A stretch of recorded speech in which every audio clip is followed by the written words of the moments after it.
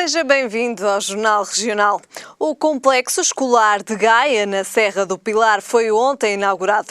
Um projeto que é considerado uma mais-valia para Gaia e que acolhe 500 alunos. Projeto diferente e inovador e cujos arquitetos já receberam o convite para aplicarem este projeto noutros países. E de Gaia para o mundo. A porta de entrada da Escola dos Sentidos é também a porta de entrada de um conceito inovador projetado pela mão do arquiteto Joaquim Macena, um projeto encomendado pela autarquia gaiense. E a inauguração oficial contou com várias personalidades do Porto e Gaia, numa infraestrutura que, apesar de ter tido um investimento financeiro avultado, é pensado para os mais novos a longo prazo. Não é apesar de custar, custa muito dinheiro. Temos que ter medo das palavras. Agora significa 500 crianças com a possibilidade de ter instrumentos de educação num momento fundamental da sua formação ímpares. Significa 500 cidadãos em que estamos a investir para serem cidadãos de primeira linha.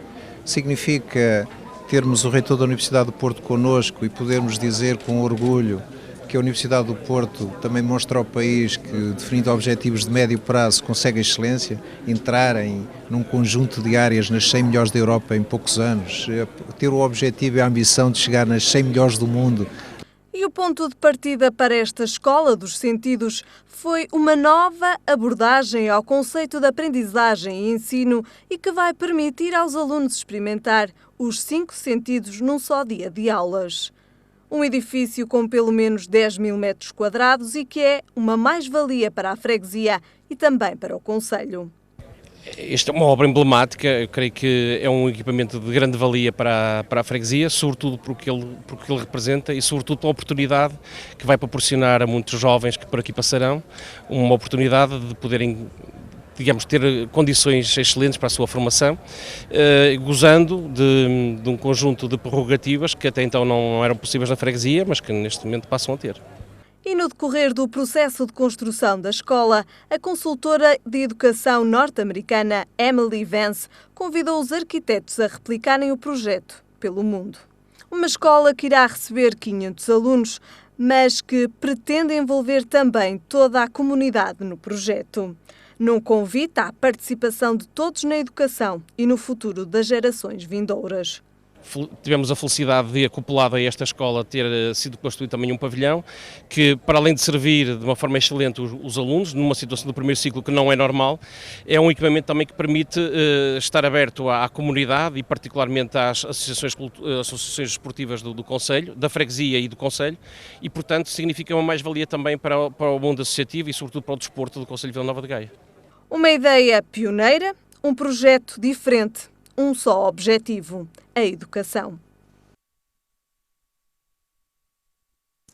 E o Coliseu do Porto vai acolher amanhã a convenção da Federação Distrital do PS Porto, onde serão debatidas essencialmente políticas de caráter regional e também as linhas orientadoras do PS para as autárquicas. A apresentação da convenção teve lugar hoje de manhã. Portanto, compromisso político, não fazemos das autárquicas um festival de notáveis, apostaremos na renovação e em trazermos também mais mulheres, mais jovens e mais mulheres à vida política, as questões da agricultura e do agroalimentar, que é uma dimensão decisiva para a vida nacional. O país tem 2 dependências, energética e agroalimentar, que são 2 dependências que esta região pode ajudar a colmatar, pode ajudar a combater. Trazemos o cooperativismo, o discurso do cooperativismo para o discurso político do Partido Socialista como forma de organização da produção e como forma de resposta aos problemas do desenvolvimento territorial. A assunção da nossa parte de compromissos, nossa parte e aqueles que no fundo irão ser candidatos em nosso nome, de compromissos vitais com a região, o compromisso da defesa do aeroporto de Sá Carneiro como uma entidade que deve ser administrada autonomamente. Lamentamos, aliás, a decisão do Sr. Presidente da República de subscrever a posição do Governo em relação ao modelo de privatização e é, portanto, um debate que nós, os autarcas do PS da área metropolitana e da região, não poderemos deixar cair.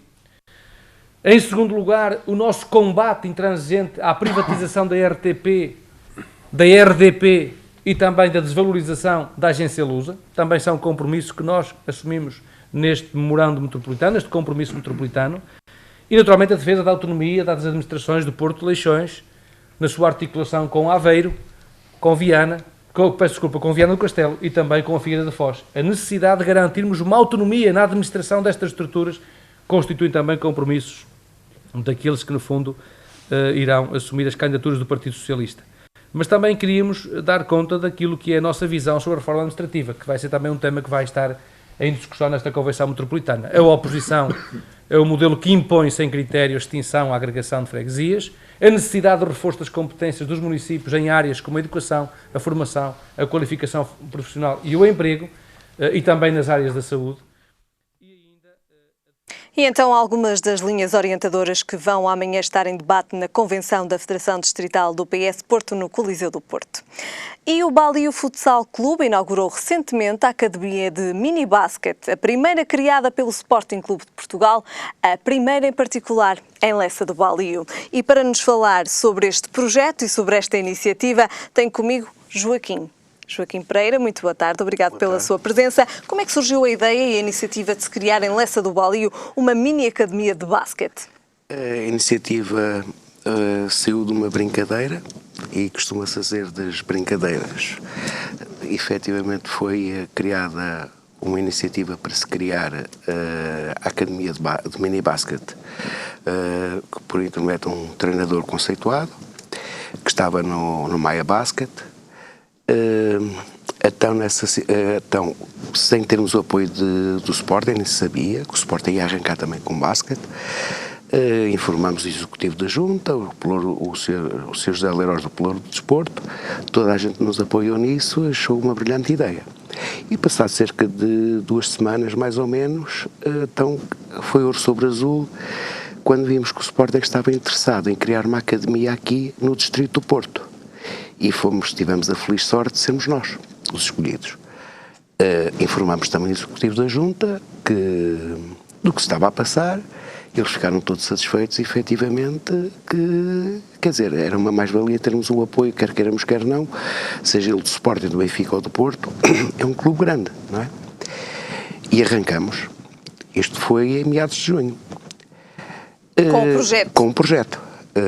Tudo preparado, lançamos panfletos, pusemos tudo, a Junta estava informada de tudo, porque nós temos um pormenor com a nossa coletividade, informamos sempre o Executivo do que vamos fazer, quais as nossas ideias.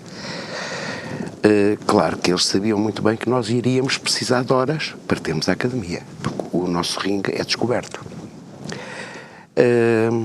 Também, a par disso, também criamos outro escalão de iniciados de futsal, porque nós temos séniores e júniores, criamos também os iniciados em futsal. Também informamos a Junta, desde abril que já sabiam disso. Para surpresa nossa, falamos com a pessoa responsável do Pelouro do Desporto e o Executivo. Claro que íamos precisar por menos mais de 3 horas de pavilhão. Tudo muito bem, as coisas foram adiando, passa-se o junho, vai entrar o julho, o período de férias, de agosto, para surpresa nossa, quando o nosso diretor desportivo tem a reunião, porque normalmente todos os anos há reuniões com as coletividades todas das horas que precisam, para surpresa nossa e para espanto nosso, não nos foi dada horas, nem para a Academia de Mini Basket, nem para os iniciados. De alguma forma veio prejudicar o projeto? Veio e estamos atrasados cerca de 3 semanas, porque nós eu e os meus colegas, andamos a correr todo o Conselho do Porto, fomos para a Maia, as escolas, tudo para ajeitarmos horas. Porque era o tempo limite da inauguração da Academia de Mini Basket, era no dia 15 de setembro. E como se costuma dizer, quem tem fé persiste, e tivemos sempre fé que íamos conseguir, e precisamente na quinta-feira, antes do dia 15, salvo erro no dia 13, não é? É dia 13, conseguimos ajeitar horas numa escola. Essas horas, a gente sabe muito bem que estamos a falar de mini basket, estamos a falar de miúdos dos 4 aos 12 anos, que não podiam ter treinos, a partir superior às 21 horas, já era um exagero. O ideal seria das 19 às 20. Contactamos também com a Matosinhos Sport, mas eu não culpabilizo a Matosinhos Sport nem, porque se fosse... Mas conseguiram ultrapassar o problema? Sim, o que é aborrecido é que no meio disto tudo, as ilações das pessoas que o tirem, porque o que é que acontece? Se na altura, conforme a gente dissemos que íamos apresentar o projeto, a palavra que diz sim também diz não. Diziam-nos, atenção, o projeto é agradável, concordamos com ele, mas cuidado que não vão ter horas. Conclusão, nós agora, já com a Matosinhos Sport, com as horas todas marcadas, também, na última da hora, não podia ajeitar horas de pavilhão. Mas pronto, graças a Deus, Deus é grande. E apesar desses contratempos, conseguiram inaugurar a mini academia de basquete, que é também, digamos assim, mais uma infraestrutura desportiva a juntar já ao futsal existente e com nome também em Lessa do Balio. São necessárias e fundamentais para incentivar o desporto nos mais jovens. E é preciso também ver uma coisa, que efetivamente as coletividades, não falo só do Balio Futsal, falo das outras coletividades, todas têm informação. Acho que devíamos ser olhados de outra maneira e de outra forma, porque quer queiramos, quer não, estas coletividades que têm informação, que é o caso do Balio e das outras, eu falo por todos, nós também somos parte íntegra da educação, da formação dos miúdos para a vida, não é? E, efetivamente, as coisas não foi assim que foram vistas por certas pessoas, mas as ilações estão para ser tiradas pelas pessoas que viram, efetivamente, as dificuldades que nós tivemos em conseguir horas do pavilhão. Para arrancar com este projeto. Temos na escola já temos 1 hora das 19 às 20, para a academia, das 20 para as 21 para os iniciados, só que depois ajeitamos, foi das 20 para as 21, que é no limite, não é como se costuma dizer, ter miúdos das 20 para as 21 a fazerem treinos que só chegam a casa lá para as 9h30, 10 horas da noite. O que já se torna cansativo também para... Foi para surpresa nossa, quer dizer, nós sabemos bem o porquê, só que não vou aqui estar a divulgar as pessoas que tirem as ilações que querem, porque efetivamente estamos a falar em crianças, não estamos a falar em adultos. E, como disse, é muito triste e sentimos, eu e os meus colegas, revoltados com a situação que nos foi criada, porque a parecer que não, temos 3 semanas de atraso, que é muito já, porque devíamos ter arrancado no fim de agosto, antes do fim de agosto. Não é? E tivemos que arrancar só agora, portanto vamos com 3 semanas de atraso, que nos está a dificultar imenso as captações dos miúdos, etc, as inscrições na associação de basquete, isso. E isto às vezes, o que é que me revolta, desculpe lá, é que nós andamos ali a trabalhar por carolice, porque gostamos, não é? Porque gostamos. E, efetivamente, às vezes não somos reconhecidos nem pelo poder político, nem pelo poder local. Joaquim, muito obrigado pela sua presença. Desejo as maiores felicidades, então, para a Academia de Mini Basquete de Lessa do Balio. Muito obrigada, até uma próxima. Agora, muito boa tarde. Em meu nome, em nome dos meus colegas, em nome da instituição que eu presido, o nosso muito obrigado, e do nosso grupo de trabalho também é estrondoso, porque temos um grupo muito extensivo de trabalho. Também, já agora, agradecemos em nome deles. Também. Muito obrigado. Até uma próxima. Obrigada pela vossa oportunidade. Quanto a nós, ficamos agora com a síntese das notícias regionais. O presidente da Porto Vive, Sociedade de Reabilitação Urbana do Porto, alertou que os projetos de reabilitação em curso no centro histórico da cidade sejam replicados devido à falta de investimentos públicos. O responsável da Porto Vivo frisou ainda que a atual situação de imobilidade no mercado privado obriga o investimento público a manter viva a chama da habitação e que sem o espaço público devidamente requalificado não é possível atrair investidores privados. Para concluir as obras de reabilitação, o presidente da empresa aguarda o pagamento de 2,4 milhões de euros do Estado referentes à reposição do prejuízo da empresa em 2010 e 2011. A gestão dos parcómetros não será privatizada porque nenhum dos concorrentes aceitou pagar 10,3 milhões de euros à Câmara do Porto. A privatização daria o direito de explorar o estacionamento pago nas ruas da cidade durante 10 anos. Esta foi mais uma tentativa da Câmara do Porto de arrecadar capital que não deu certo. Em novembro passado, o presidente da autarquia disse que arrecadaria 71 milhões de euros com privatizações no Porto, mas até ao momento não conseguiu amealhar nada, já que nenhum dos negócios foi concretizado. A Câmara Municipal de Guimarães aprovou o novo mapa administrativo do concelho. A cidade, que tem atualmente 69 freguesias, passará a ter 48, o que representa uma redução de 21 destas autarquias. O presidente da Câmara Municipal admitiu que esta é uma proposta minimalista, mas salvaguardou que assim Guimarães não sai prejudicado. Na votação para decidir o novo número de freguesias do município, a CDU e o PST votaram contra a redução, justificando que a população não foi informada da mudança. A Guimarães 2012, capital europeia da cultura, anunciou que o realizador britânico Peter Greenaway procura atores de todo o país para participar no seu novo filme. A película, intitulada Just in Time, é rodada a 3 dimensões e tem como cenário a cidade de Guimarães. Até ao próximo sábado, os atores de todas as idades podem enviar o seu currículo e fotografia para um endereço eletrónico. Greenaway tem 70 anos e dirigiu mais de 20 longas-metragens, 30 curtas-metragens e várias séries de televisão também ficaram ao seu encargo. Dar vida a coisas que de outra forma nunca mais teriam utilidade é aquilo a que se propõe o projeto Alecrim. Reutilizar é a palavra de ordem para preservar objetos que à partida já não teriam mais aproveitamento.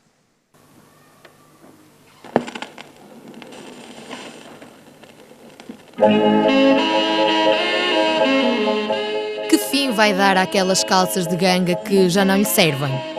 Já pensou para que daria a roda da sua velha bicicleta? É disto que vive o Projeto Alecrim. Projeto por ir além um pouco que uma loja comercial, não é?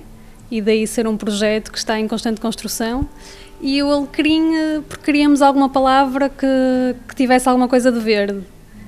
E se fosse verde, o próprio verde, o ambiente, e surgiu-nos a palavra alecrim, porque o alecrim é a planta da boa disposição e da alegria, do despertar da mente, e nós queríamos que o nosso projeto fosse um pouco isso também. Olhar para as coisas e dar-lhes uma nova vida é o objetivo. Criatividade, a exigência. E qual será o mote? Reciclar, reusar, renovar e reduzir. Foram as palavras que nós achamos que eram mais apropriadas para definir o trabalho que fazemos cá. O projeto nasceu há cerca de 1 ano, aliando o gosto pela estética com a preocupação em preservar o passado e a natureza. Só o facto de as pessoas deitarem ao lixo no meio da rua, como nós vimos muitas vezes, montes de coisas, até resíduos alimentares misturados com vestidos de casamento e com talheres e com coisas interessantes, é uma poluição, já é isso mesmo, e nós tentamos, combater, e não só também a poluição visual causada por os montes de coisas abandonadas pelos cantos. Os produtos que se vendem na loja não existem em estoque e variam conforme o que as pessoas vão deixando no espaço ou o que as proprietárias encontram no lixo. E tudo tem possibilidade de ser aproveitado. Na vida tudo é relativo, aquilo que para si é lixo, para mim poderá não ser. E a não ser que seja uma coisa putrefacta, mal cheirosa, horrível, todas as coisas pequeninas, nem imagina nós de máscara, vamos às vezes a sótãos e adegas e sítios, encontramos coisas horríveis, para a maior parte das pessoas seriam horríveis, feias, e nós somos capazes de olhar para lá e pensar alto, isto é uma coisa bonita. Maria de Germânicas, Rita de Filosofia. Ambas encontraram neste projeto a possibilidade de dar asas à imaginação e dar novas utilizações às coisas mais banais do dia-a-dia, ocupando as horas a recuperar aquilo que parece já não ter vida. As velas aromáticas, por exemplo, são uma das apostas da loja. A partir de óleos de cozinha e nos recipientes mais inesperados pode nascer uma vela, personalizada à medida do gosto do cliente. Nós temos uma perspectiva anticonsumista, não queremos utilizar em pratas, nem ouros, nem materiais preciosos, nós queremos utilizar o vulgar, aquilo que as pessoas deitam fora, como garrafas, pratos velhos. Se o projeto dá milhões, Não. Para fazer milhões teriam escolhido outro negócio. Segundo as proprietárias, o lucro deste vai dando para manter a porta aberta.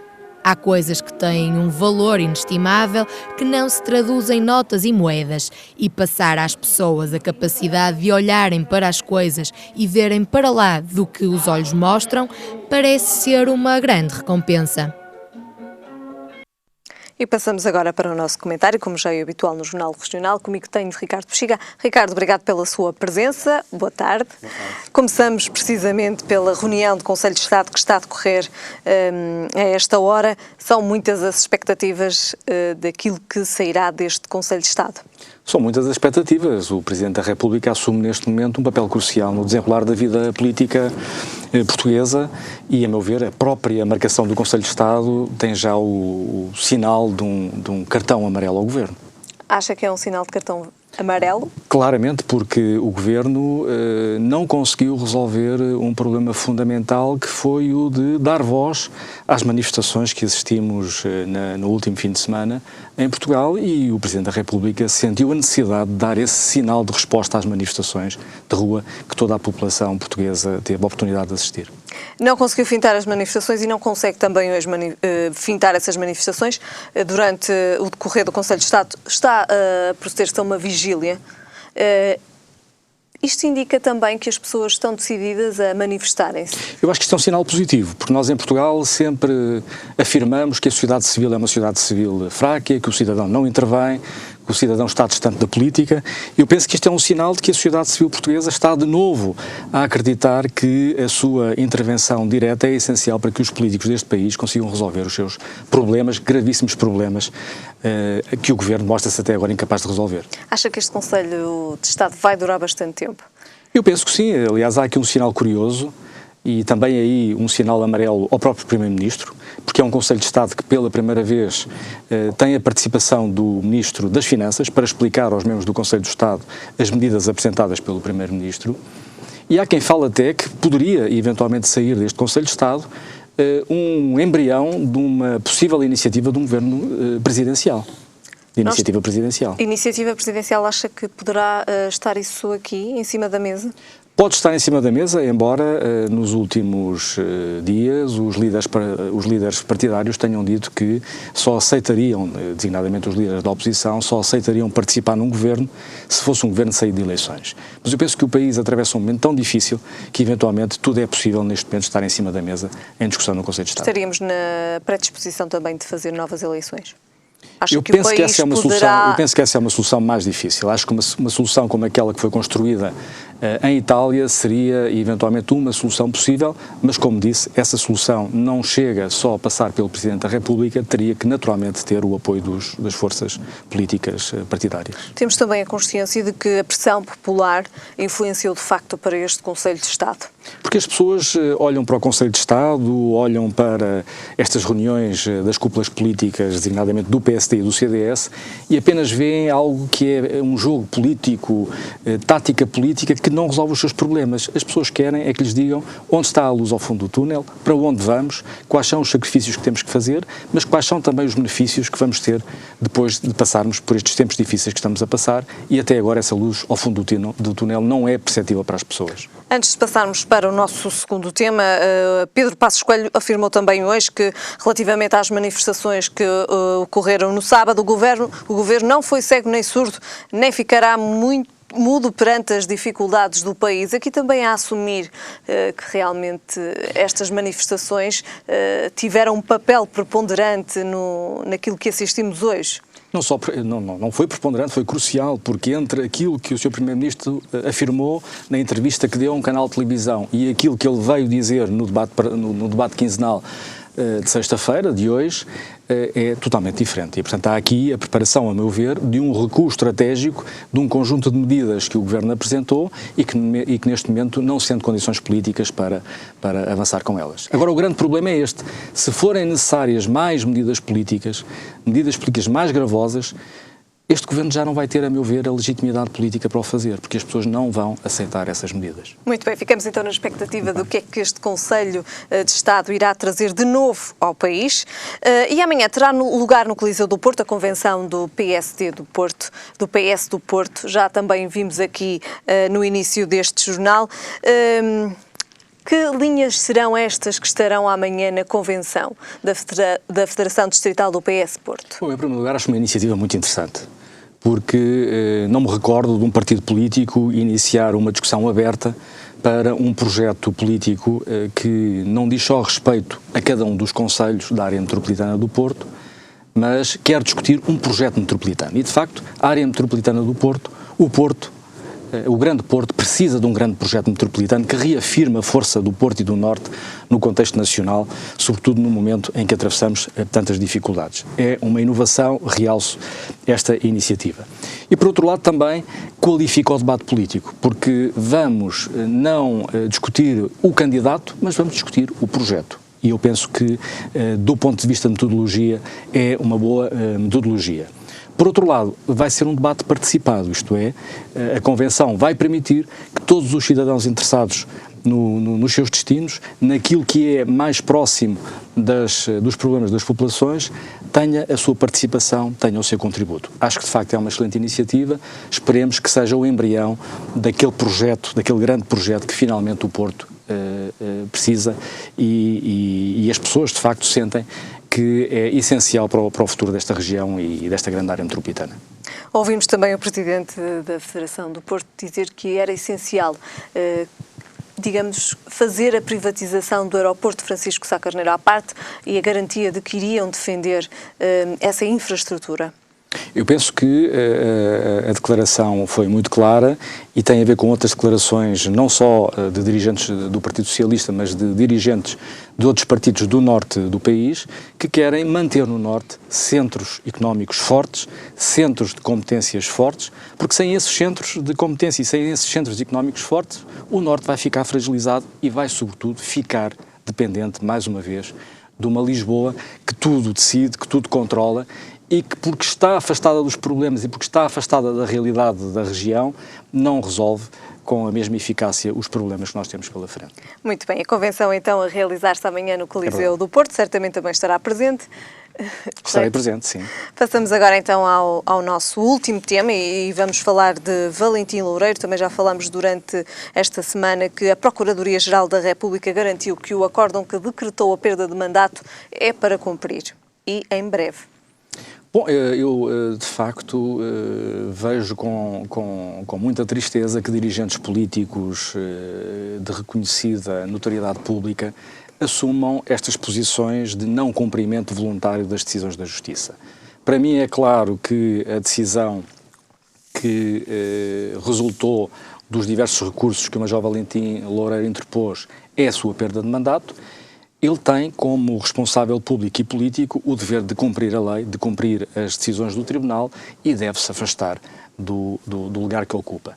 Não percebo como é que, de facto, em Portugal é possível este incumprimento contínuo das decisões judiciais, porque isso põe em causa duas coisas. Põe em causa a credibilidade e a confiança dos portugueses na justiça, mas põe fundamentalmente em causa a confiança dos portugueses nos políticos e naqueles que assumem responsabilidades de gestão da coisa pública. Muito bem, damos-se por terminado este comentário. Muito obrigado pela sua presença. Voltamos a ver-nos para a próxima sexta-feira. Ficamos agora com o estado do tempo para amanhã. E em todo o país é esperado céu pouco nublado. Quanto a temperaturas, o Porto espera uma máxima de 23 graus e uma mínima de 15 graus. Já em Lisboa a máxima chega aos 25 graus e a mínima aos 16. E em Faro a máxima será de 25 graus e a mínima de 19. É tudo por hoje. A informação está de regresso amanhã. Até lá, fique bem.